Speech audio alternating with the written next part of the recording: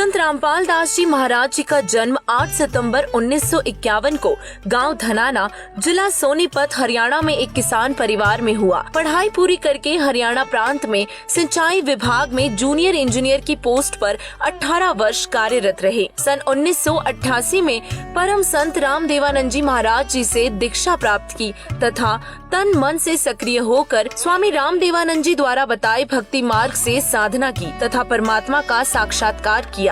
संत रामपाल दास जी महाराज को नाम दीक्षा 17 फरवरी 1988 को फाल्गुन महीने की अमावस्या को रात्रि में प्राप्त हुई। उस समय संत रामपाल जी महाराज जी की आयु 37 वर्ष थी। उपदेश दिवस अर्थात दीक्षा दिवस को संत मत में उपदेशी भक्त का आध्यात्मिक जन्मदिन माना जाता है। जगत गुरु तत्वदर्शी संत रामपाल जी महाराज जी की गुरु प्रणाली जो कबीर साहिब जी से शुरू होते हुए संत गरीबदास जी महाराज जी छुड़ानी हरियाणा वाले से होते हुए संत शीतल दास जी महाराज गांव बरहाना, जिला झज्जर, हरियाणा, संत ध्यान दास जी महाराज, संत रामदास जी महाराज, संत ब्रह्मानंद जी महाराज गांव करौथा, जिला रोहतक, हरियाणा, संत जुगतानंद जी महाराज, संत गंगेश्वर नंद जी महाराज गांव बाजीतपुर, दिल्ली, संत चिदानंद जी महाराज जी गांव गोपालपुर, सोनीपत, हरियाणा, स्वामी रामदेवानंद जी महाराज तलवंडी भाई, फिरोजपुर, पंजाब तक एक ऐसी महान गुरु प्रणाली में दीक्षित संत है जगत गुरु तत्वदर्शी संत रामपाल जी महाराज जी, जो आज पूरे भक्त समाज को शास्त्र अनुकूल ज्ञान देकर मोक्ष प्रदान कर रहे हैं। उपरोक्त विवरण श्री नॉस्ट्रेडमस जी की उस भविष्यवाणी से पूर्ण मेल खाता है जो पृष्ठ संख्या 44 और 45 पर लिखी है। जिस समय उस तत्वदृष्टा सायरन का आध्यात्मिक जन्म होगा, उस दिन अंधेरी अमावस्या होगी। उस समय उस विश्व नेता की आयु 16, 20, 25 वर्ष नहीं होगी। वह तरुण नहीं होगा बल्कि वह प्रौढ़ होगा और वह 50 और 60 वर्ष के बीच की उम्र में संसार में प्रसिद्ध होगा। वह सन 2006 होगा। सन 1993 में स्वामी रामदेवानंद जी महाराज जी ने आपको सत्संग करने की आज्ञा दी तथा सन 1994 में नामदान करने की आज्ञा प्रदान की। भक्ति मार्ग में लीन होने के कारण जेई की पोस्ट से त्याग पत्र दे दिया, जो हरियाणा सरकार द्वारा 16/5/2000 को पत्र क्रमांक 34923500 तिथि 16/5/2000 के तहत स्वीकृत है।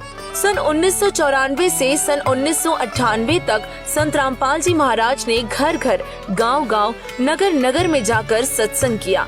बहुत संख्या में अनुयायी हो गए और साथ साथ ज्ञानहीन संतों का विरोध भी बढ़ता गया। सन 1999 में गांव करौथा, जिला रोहतक, हरियाणा में सतलोक आश्रम करौथा की स्थापना की तथा 1 जून 1999 से 7 जून 1999 तक परमेश्वर कबीर जी के प्रकट दिवस पर 7 दिवसीय विशाल सत्संग का आयोजन करके आश्रम का प्रारंभ किया तथा महीने की प्रत्येक पूर्णिमा को 3 दिन का सत्संग प्रारंभ किया। दूर दूर से श्रद्धालु सत्संग सुनने आने लगे तथा तत्व ज्ञान को समझकर बहुसंख्या में अनुयायी बनने लगे।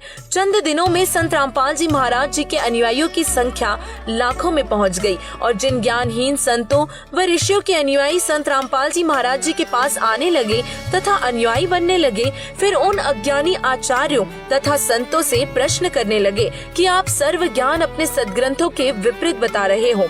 यजुर्वेद अध्याय 8 मंत्र 13 में लिखा है कि पूर्ण परमात्मा अपने भक्त के सर्व अपराध अर्थात पाप नाश कर देता है।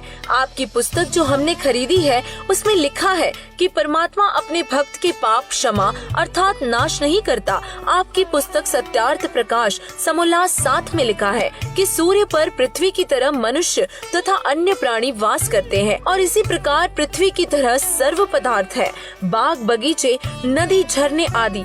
क्या ये संभव है? पवित्र यजुर्वेद अध्याय 5 मंत्र 1 में लिखा है कि परमात्मा सह शरीर है। विष्णुवेद त्वा सोमस्य तनुरसी, इस मंत्र में 2 बार गवाही दी है कि परमेश्वर सह शरीर है। उस अमर पुरुष परमात्मा का सर्व के पालन करने के लिए शरीर है, अर्थात परमात्मा जब अपने भक्तों को तत्व ज्ञान समझाने के लिए कुछ समय अतिथि रूप में संसार में आता है तो वो अपने वास्तविक तेजोमय शरीर पर हल्के तेज पुंज का शरीर ओढ़ कर आता है और इसीलिए उपरोक्त मंत्र में 2 बार प्रमाण दिया है और इस तरह के तर्क से निरुत्तर होकर अपने अज्ञान का पर्दाफाश होने के भय से उन अज्ञानी संतों, महंतों व आचार्यों ने सतलोक आश्रम करोथा के आसपास के गाँवों में संत रामपाल जी महाराज को बदनाम करने के लिए दुष्प्रचार करना प्रारंभ कर दिया तथा 12/7/2006 को संत रामपाल जी महाराज जी को जान से मारने तथा आश्रम को नष्ट करने के लिए आप तथा अपने अनुयायियों से सतलोक आश्रम पर आक्रमण करवाया। पुलिस ने रोकने की कोशिश की, जिस कारण से कुछ उपद्रवकारी चोटिल हो गए और सरकार ने सतलोक आश्रम को अपने अधीन कर लिया तथा संत रामपाल जी महाराज व उनके कुछ अनुयायियों पर झूठा केस बनाकर जेल में डाल दिया और इस प्रकार 2006 में संत रामपाल जी महाराज विख्यात हुए।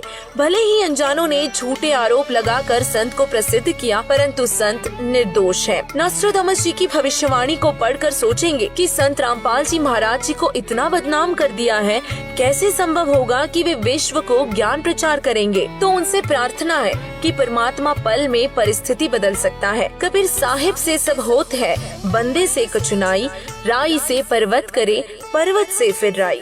परमेश्वर कबीर जी ने अपने बच्चों के उद्धार के लिए शीघ्र ही समाज को तत्व ज्ञान द्वारा वास्तविकता से परिचित करवाएंगे। फिर पूरा विश्व संत रामपाल जी महाराज जी के ज्ञान का लोहा मानेगा। संत रामपाल जी महाराज जी ने सन 2003 से अखबारों व टीवी चैनलों के माध्यम से सद्ज्ञान का प्रचार कर अन्य धर्म गुरुओं से कह रहे हैं कि आपका ज्ञान शास्त्र विरुद्ध, अर्थात आप भक्त समाज को शास्त्र रहित पूजा करवा रहे हैं और दोषी बन रहे हैं। यदि मैं गलत कह रहा हूँ तो इसका जवाब दो।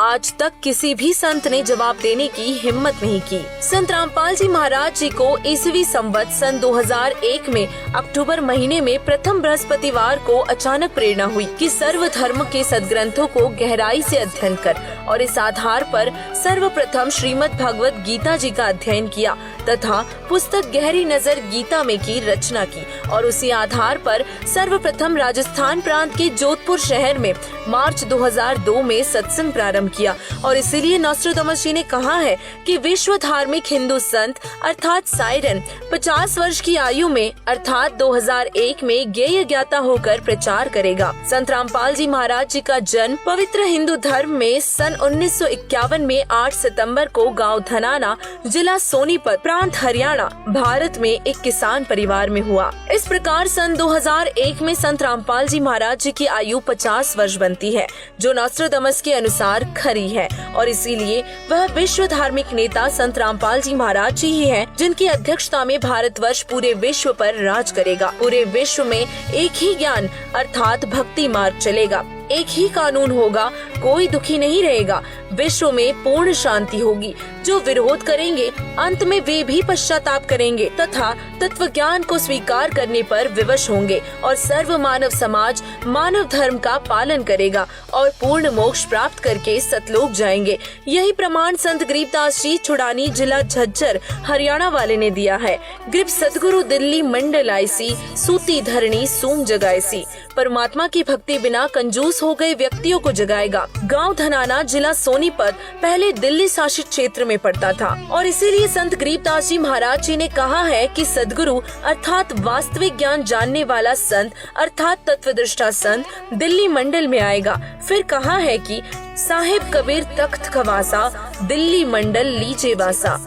भावार्थ है कि परमेश्वर कबीर बंदी छोड़ के तख्त अर्थात दरबार का खवास, नौकर अर्थात परमेश्वर का नुमाइंदा प्रतिनिधि दिल्ली मंडल में वास करेगा अर्थात वहाँ उत्पन्न होगा। प्रथम अपने हिंदू बंधुओं को तत्व ज्ञान से परिचित करवाएगा और बुद्धिमान हिंदू ऐसे जागेंगे जैसे कोई हड़बड़ा कर जागता है, अर्थात उस संत के द्वारा बताए तत्व ज्ञान को समझकर अविलंब उनकी शरण ग्रहण करेंगे। फिर पूरा विश्व उसी तत्वदर्शी हिंदू संत के ज्ञान को स्वीकार करेगा और यह भविष्यवाणी श्री नॉस्ट्राडामस जी ने भी की है। नॉस्ट्राडामस जी ने यह भी लिखा है कि मुझे दुख इस बात का है कि उसे परिचित न होने के कारण मेरा साइरन अर्थात तत्वदृष्टा संत उपेक्षा का पात्र बना है। हे बुद्धिमान मानव, उसकी उपेक्षा न करो। वह तो सिंहासनस्थ करके अर्थात आसन पर बिठाकर आराध्य देव इष्ट देव रूप में पूजा करने योग्य है। वह हिंदू धार्मिक संत साइरन आदि पुरुष पूर्ण परमात्मा का अनुयायी जगत का तारनहार है। परमेश्वर कबीर जी बंदी छोड़ ने कहा है कि आछे दिन पाछे गए,